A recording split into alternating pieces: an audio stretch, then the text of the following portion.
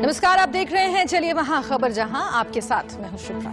नमस्कार, मैं हूं मनोज मनु। किसान आंदोलन को लेकर देश में जमकर सियासत हो रही है। बंगाल के साथ ही 4 और राज्यों में विधानसभा चुनाव की खबरें हैं। पेट्रोल और डीजल की बड़ी कीमतों को लेकर हम और आप परेशान भी हैं, लेकिन इस बीच एक और बड़ी खबर आई है जिस पर आपने ध्यान शायद ही दिया होगा। सोशल मीडिया पर एक ऐसा वीडियो सामने आया है जिसे देखकर किसी की भी जान हलक में अटक जाए। अमेरिका के आसमान में लोगों की नजर अचानक एक जलते हुए हवाई जहाज पर पड़ी। इस हवाई जहाज का मलबा टूटकर जमीन पर बिखर रहा था। ये वाकया तब घटा जब यूनाइटेड एयरलाइंस ये फ्लाइट संख्या 328 डेनवर से होनोलुलु जा रही थी। क्रू मेंबर्स को मिलाकर कुल 241 लोग इस विमान में सवार थे। प्लेन से टेक ऑफ करने के कुछ वक्त बाद ही धमाके के साथ प्लेन के एक इंजन में आग लग गई। जिस वक्त यह हादसा हुआ उस वक्त विमान 15,000 फीट की ऊंचाई पर था। किसी के भी बचने की उम्मीद नहीं थी, लेकिन पायलट की समझदारी, सूझबूझ के चलते सभी 241 लोग बचा लिए गए। विमान के इंजन में खराबी आने के बाद अमेरिकी विमान निर्माता बोइंग ने दुनिया भर में दर्जनों 777 विमानों को इस्तेमाल नहीं करने की हिदायत दी है। 28 Heavy, ground departure. Have a good day. Clear departure, United 328 Heavy, Mahalo. 15,000 feet की ऊंचाई पर जब मौत ने कहा hello, Ladies and gentlemen,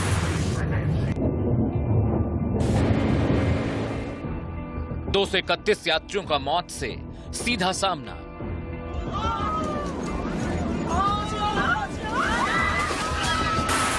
I just thought, I don't know if I want to know how bad this is. I just hope we get down.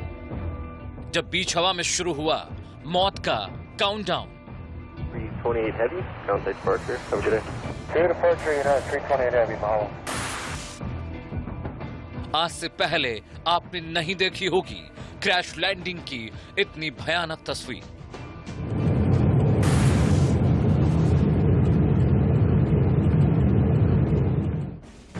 एक pilot जिसने बचा ली 241 जिंदगियां। Endeavor departure, unit. Ladies and gentlemen, 28 Heavy, ground departure. Have a good day. कैसे fail हो गया Boeing 777 का engine?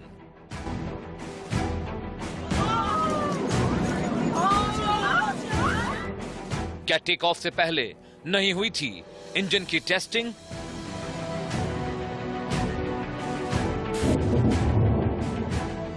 किसकी वजह से हुआ इतना बड़ा हादसा?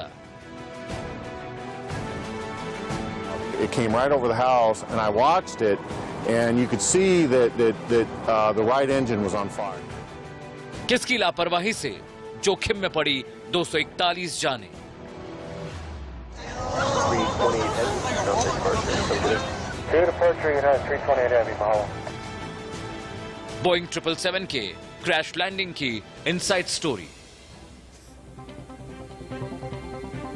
असल में जिस किसी ने भी विमान में धमाके और इंजन में आग लगने की तस्वीरें देखी उसके रोंगटे खड़े हो गए। हर किसी को लग रहा था कि ये उनकी आखिरी उड़ान है। हादसे के चश्मदीदों की माने तो किसी को भी उम्मीद नहीं थी कि ये फ्लाइट लैंड भी कर पाएगी।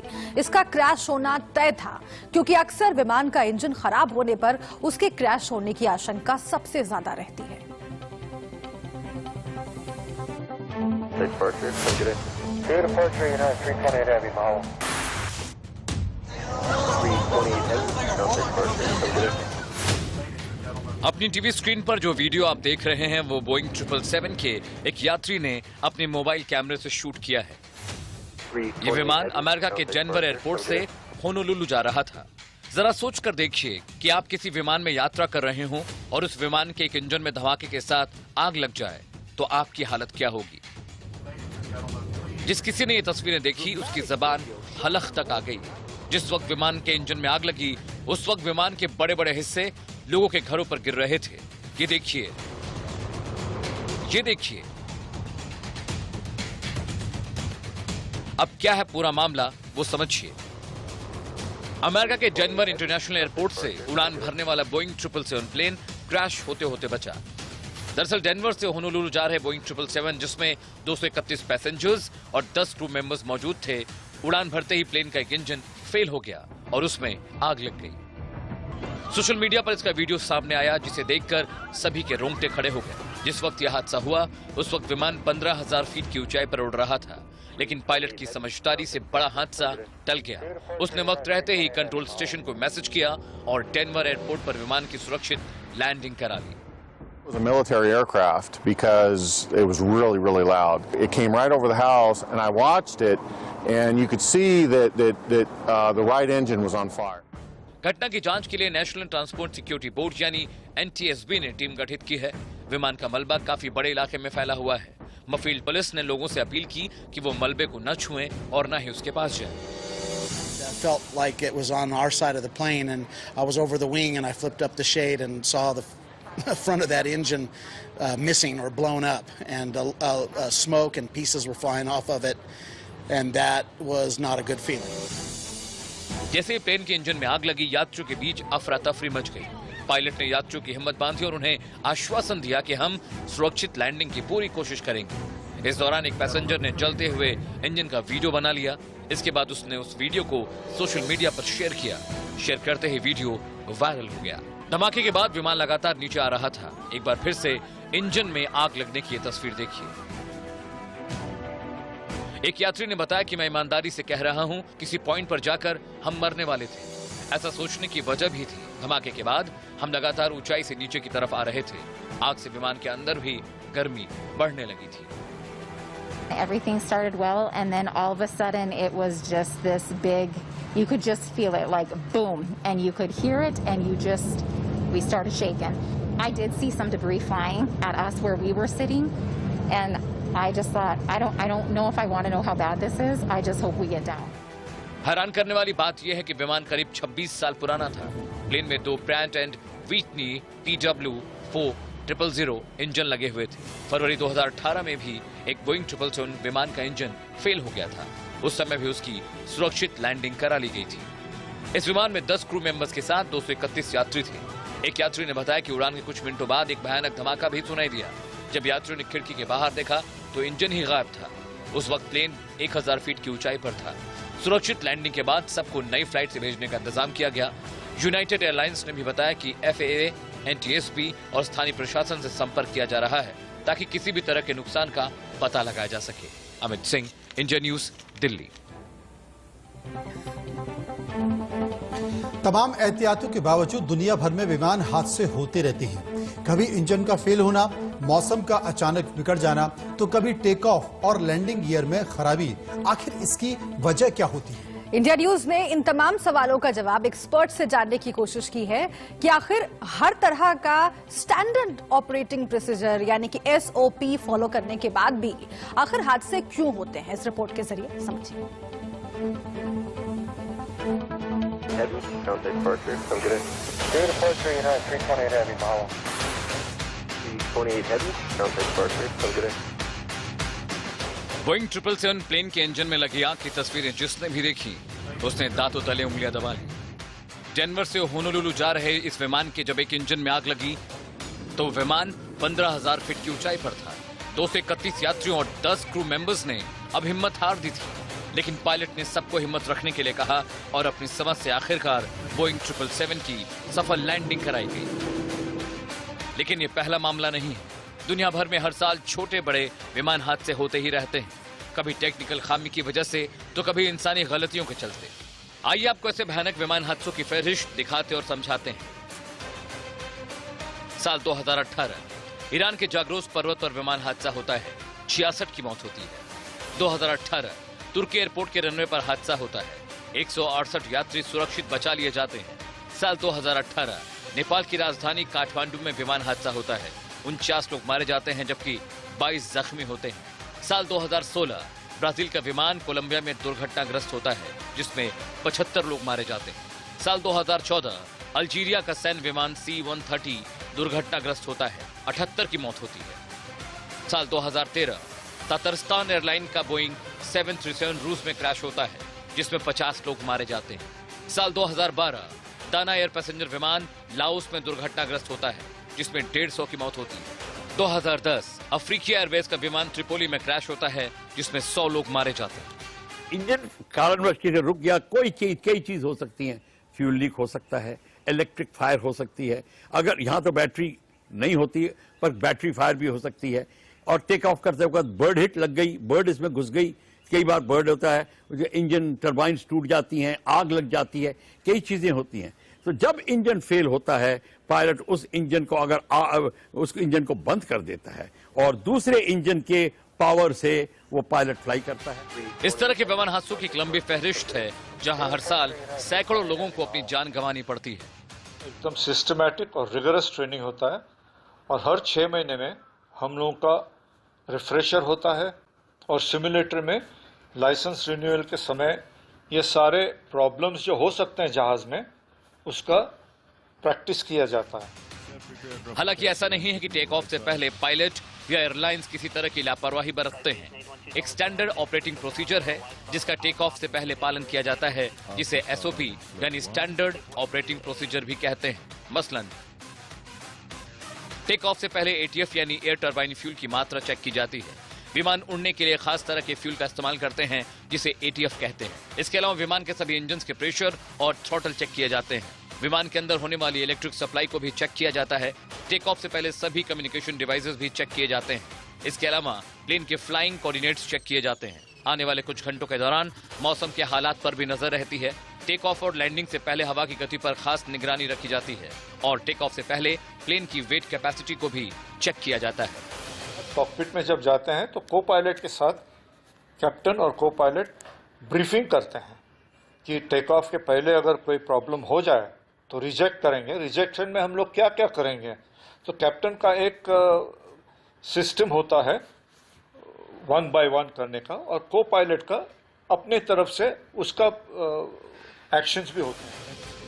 इन तमाम बारीकियों के बावजूद विमान हादसे हो जाते हैं क्योंकि बहुत सारी खामियां ऐसी हैं जिनका पहले से कोई अंदाजा नहीं रहता। सिर्फ इतना ही नहीं, पुराने विमानों में हादसे की आशंका सबसे ज्यादा रहती है। जो बोइंग 777 हादसे का शिकार हुआ वो भी काफी पुराना था, लेकिन शुक्र की बात यह है कि पायलट की सूझबूझ के चलते एक बड़ा हादसा टल गया। Amit Singh, India news, Delhi. एक तरफ जहां दुनिया भर के पायलट्स को वर्ल्ड क्लास ट्रेनिंग दी जाती है ताकि गलतियां कम हों और हादसों की गुंजाइश ना के बराबर हो, वहीं पाकिस्तान में पायलट्स को फर्जी डिग्री और क्वालिफिकेशन सर्टिफिकेट बांटे जा रहे हैं। और इसकी वजह से अमेरिकी और यूरोपीय देशों ने पाकिस्तानी इंटरनेशनल एयरलाइंस को बैन कर दिया है। सिर्फ इतना ही नहीं, पाकिस्तान में ट्रेनिंग पाए पायलट्स की भर्तियों पर भी रोक लगा दी गई है। देखिए रिपोर्ट।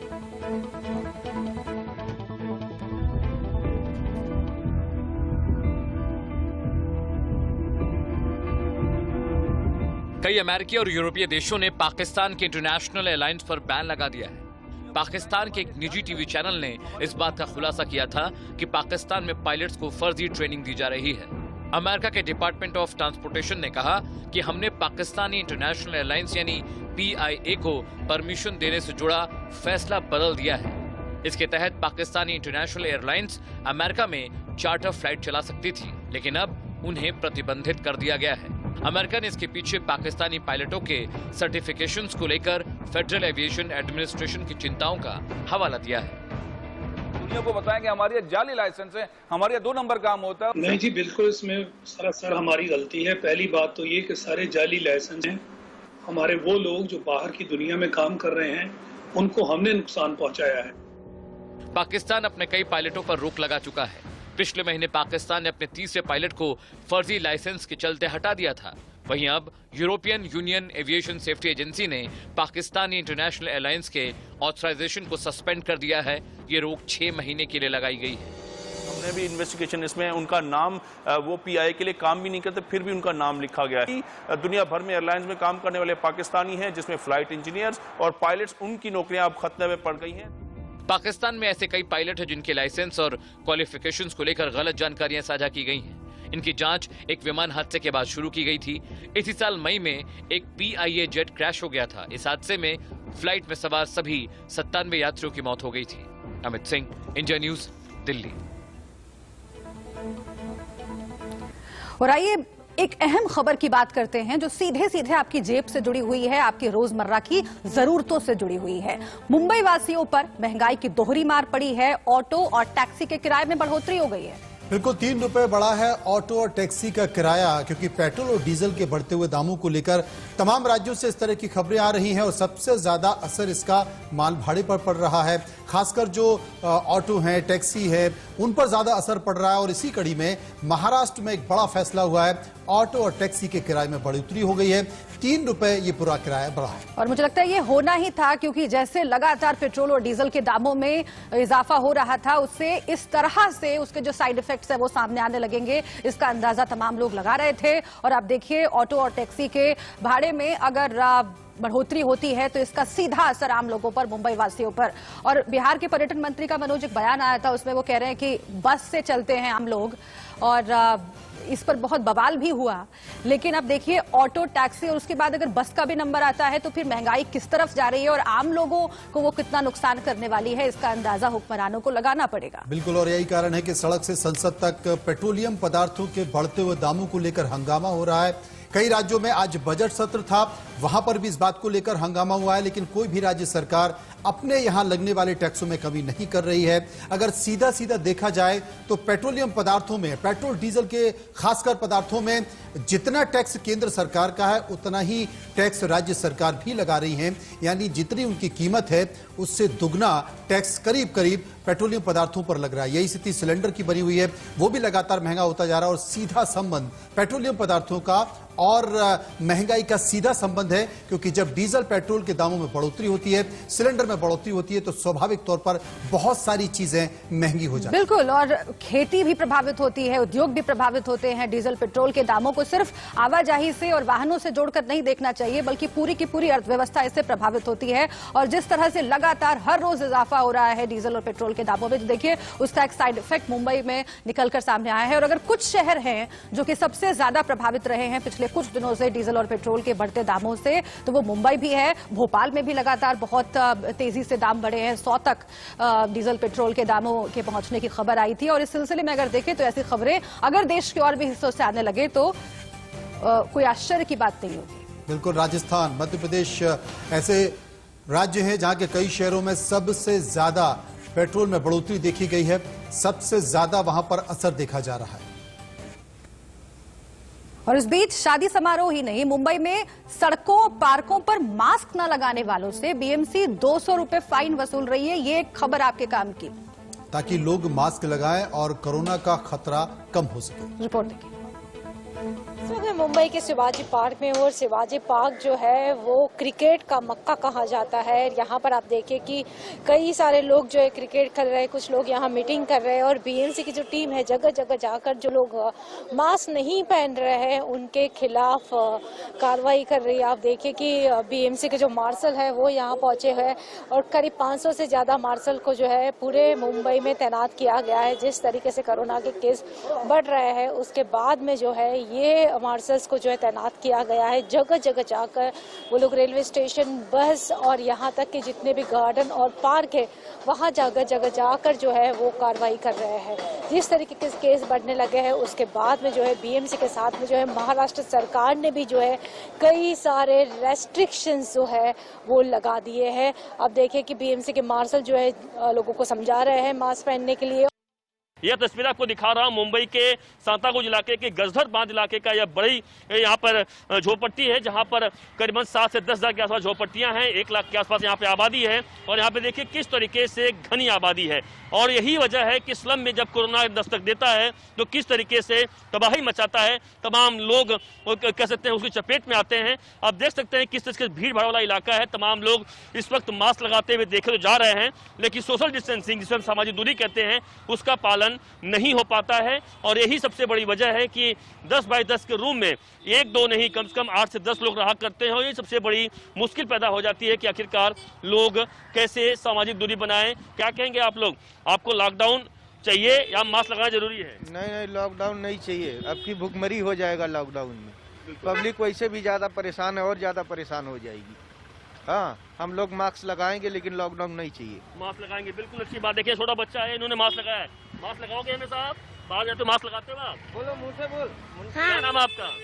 मोहम्मद रफी। देख रहे मास्क लगाए क्या आप? बच्चे देखिए, छोटा बच्चे के साथ मास्क नहीं लगाया आपने, लेकिन छोटे बच्चे के मास्क नहीं लगाया आपने? मैं तो लगाया हूँ, लगाएंगे। हम लोग इसका पालन करेंगे सब। ये बहुत जरूरी, छोटा बच्चा भी मास्क लगाना बहुत जरूरी है, आपके यहाँ इसको भी जरूरी है। ठीक ठीक क्या लगाएंगे। कहेंगे आप लोगों के लॉकडाउन चाहिए, मास्क लगाएंगे? लॉकडाउन नहीं चाहिए, मास्क लगाएंगे, उसका पालन करेंगे, लेकिन लॉकडाउन नहीं चाहिए। लॉकडाउन नहीं चाहिए। आप किस तरह से देखते हैं? आप लोग क्या लगता है कि मास्क लगाते हैं हमेशा? आप लोग कहीं भी जाते हैं बाहर तो? कहाँ कौन पालन कर रहा है लॉकडाउन का?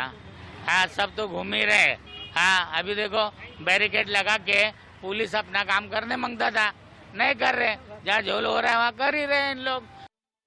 इस वक्त हम कुरला में मौजूद हैं और आप मेरे इर्द गिर्द देख सकते हैं किस तरीके से यहाँ पर लोग मास्क में हैं, लेकिन काफ़ी आपको ऐसे भी लोग नजर आएंगे जो बिना मास्क के घूम रहे हैं। और इन्हीं लोगों के लिए ये खास चेतावनी महाराष्ट्र सरकार द्वारा दी गई है।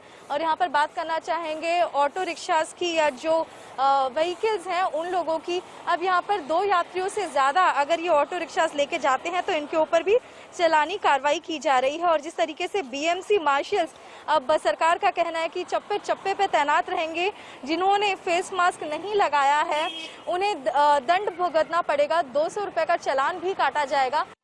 मैं मुंबई के अंधेरी इलाके में मैं मौजूद हूं। अंधेरी का एक नाटको मार्केट है जो स्टेशन के सामने है और इस मार्केट में भारी संख्या में लोग यहाँ पे आते हैं, शॉपिंग करते हैं, दुकानदार यहाँ पर है। और यहाँ पे क्या लोग मास्क लगाने का सोशल डिस्टेंसिंग का पालन कर रहे हैं नहीं कर रहे हैं उसका जायजा हम ले रहे हैं। आप देखिए कि यहाँ पे जितने भी दुकानदार हैं इस वक्त लोग यहाँ पर मास्क लगाकर यहाँ पर बैठे हुए हैं या फिर खड़े हैं। लोग उस तरीके से यहाँ पर आते हैं। अगर हम कस्टमर की बात कर ले, जो लोग भी आप देख रहे होंगे वह सभी के सभी लोग इस वक्त यहाँ पे मास्क लगाए हुए हैं। कहीं न कहीं यह असर साफ देखा जा रहा है कि लोगों को यह समझ में आ चुका है कि अगर लॉकडाउन फिर से आता है तो लोगों को तकलीफ होगी, रोजगार में तकलीफ होगी, नौकरी में तकलीफ होगी, जिससे लोग परेशान हैं। और यही वजह है कि लोग भी चाहते हैं कि फिर से लॉकडाउन ना लगे। लोगों से हम जान लेते हैं कि क्या आपको फिर से लॉकडाउन चाहिए या फिर मास्क लगाना एक सबसे बड़ा उपाय है? मास्क लगाना सबसे बड़ा उपाय है। देखो, पहले ही अपना देश काफ़ी पीछे हो चुका है, तो मैं नहीं चाहूँगा कि ऑफिस से हमारे देश में या हमारे प्रांत में या हमारे मुल्क में लॉकडाउन जैसी आपदा आए, क्योंकि इससे हम तो चलो जी लेंगे, लेकिन जो नीचे तबके के लोग हैं जो रोज कमा के खाने वाले हैं वो तो कितने बेचारे बेरोजगार हो गए। और दुकानें भी देखो आप जो है सारी की सारी खाली पड़ी हुई है। तो मैं नहीं चाहूँगा कि लॉकडाउन लगे। मैं यही लोगों से अपील करूँगा कि लोग ज़्यादा से ज़्यादा मास्क लगाए, सैनिटाइज किए, सोशल डिस्टेंसिंग बनाए रखें।